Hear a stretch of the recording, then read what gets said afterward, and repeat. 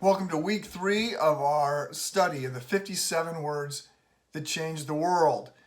We're still on word 2. I should start now by saying the pace is going to pick up, but I want us to think more about this idea that God is our Father. The first word is our Father, and I said we're in this together. Second word is Father, and it suggests in a scandalous way at the time that Jesus first introduced it. It suggests that we have a relationship with the creator of the universe that is described by the word Abba, which really means dad. And I want to suggest that that means at least 3 things. First of all, access.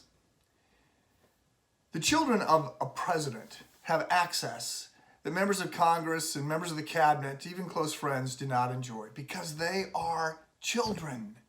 And they are his children. We have access to the creator of heaven and earth. Forget the Oval Office. We get pulled into the throne room of everything.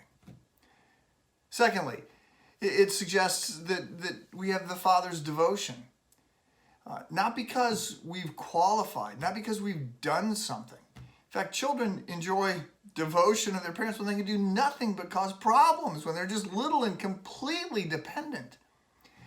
I'm going to put into the email a link to a video that we've shown a bunch. You probably have seen it. Rick and Dick Hoyt.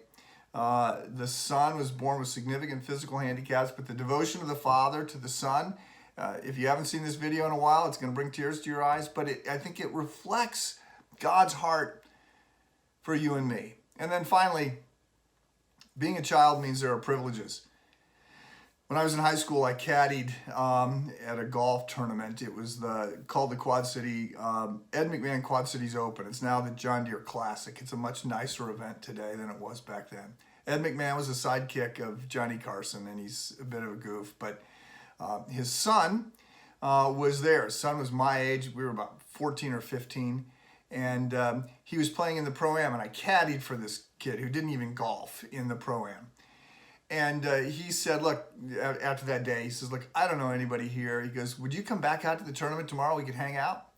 And so I did. And so it was really something being the son of the person the golf tournament was named after. There was this one golf cart that the PGA had, and it was built to look like a Rolls Royce, and it had a TV in it and an air conditioner, and a wet bar and all this stuff.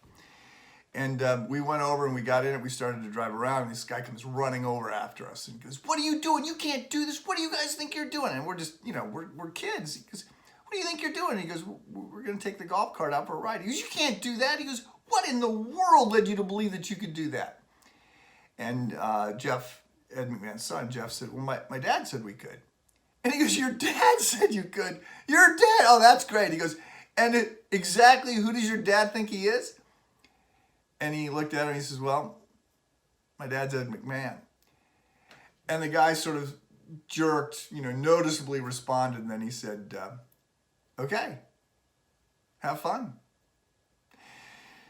There are privileges that come with having God as our Father.